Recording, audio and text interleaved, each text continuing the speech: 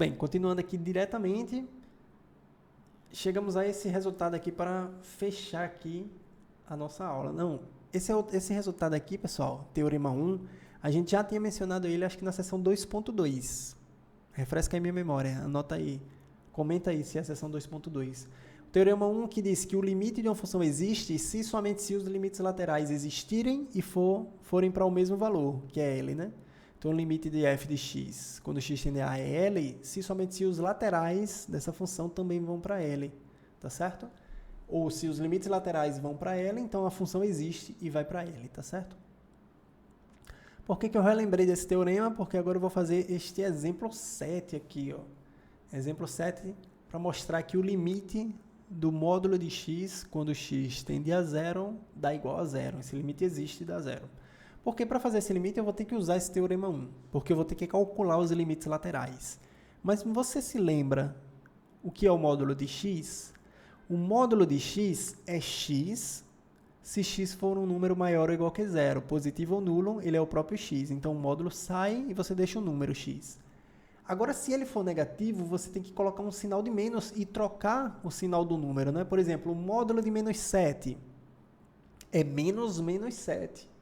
Que dá 7, tá certo? Para torná-lo positivo. Então, para torná-lo positivo, o número, já que x é negativo, você tem que colocar um menos na frente dele. Se x é um número negativo, coloque um menos na frente dele e ele se torna positivo. É essa a ideia aqui, tá certo? Então, o módulo de x vale essa expressão, tá bom? Limite do módulo de x, quando x tende a zero pela direita. Então, para provar que esse limite vai para zero, eu vou calcular os laterais e mostrar que os laterais vão para zero. O que é o módulo de x quando x tende a zero pela direita? Se x tende a zero pela direita, x está tendendo a zero por números à direita do zero. Então, são números maiores que zero. Se são números maiores que zero, são números positivos, beleza? Se são positivos, eu posso trocar o módulo de x por x, porque x são números positivos, está à direita do zero. Então, isso aqui vira isso, limite de x, troquei o módulo de x por x, porque eu estou calculando o limite quando x tende a zero pela direita, números positivos. Agora eu substituo diretamente propriedade 8, sei lá, aquelas propriedades, propriedade 8. Aí eu troco direto aqui por zero, zero, a resposta. Por outro lado, eu calculo o limite à esquerda agora. À esquerda, módulo de x, quando x tende a zero pela esquerda. Se x tende a zero pela esquerda, são números negativos. Eles estão à esquerda do número zero. Se estão à esquerda do número zero, são números negativos. Então, o módulo de x se torna menos x, porque x é negativo. Então, eu troco isso aqui por menos x. Ó. Mais uma vez, aqui o menos pode ir para frente, não tem problema. Mas você substitui diretamente o zero no lugar do x. Então, vai ficar menos zero, que é zero, né? Então, isso aqui dá zero também.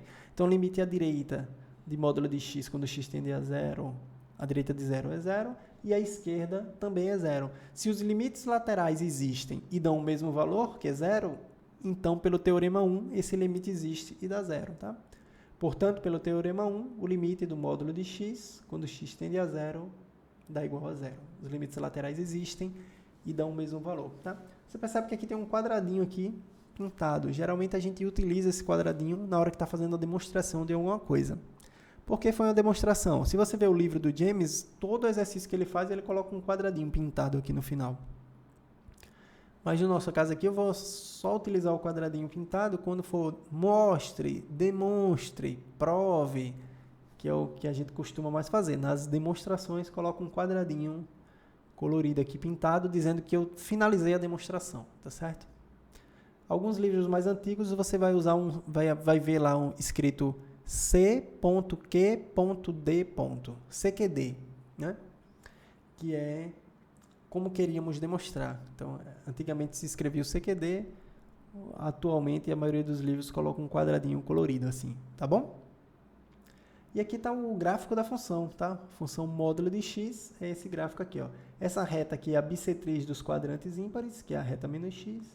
E essa aqui é a bissetriz, essa aqui é a bissetriz do segundo quadrante e essa aqui é a bissetriz do primeiro quadrante, tá certo?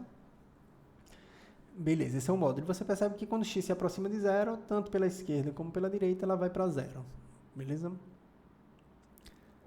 Muito bem. Vamos fazer esse exemplo 8.